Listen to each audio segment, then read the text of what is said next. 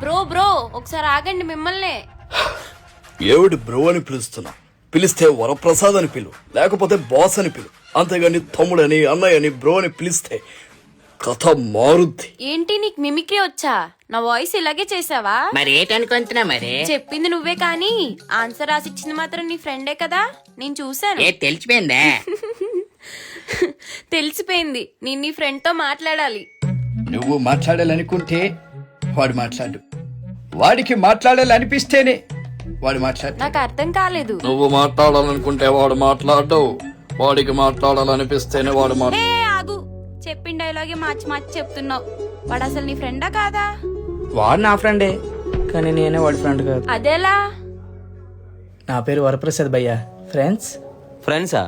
దేనికి? ఎందుకంటే రండి భయ్యా, రేపొద్దున మీకు ఏమైనా హెల్ప్ కావాలంటే నేను చేస్తాను, నాకేదైనా హెల్ప్ కావాలంటే మీరు చేస్తారు. నీ హెల్ప్ నాకేం లేదు కానీ నా హెల్ప్ ఏం కావాలో చెప్పు.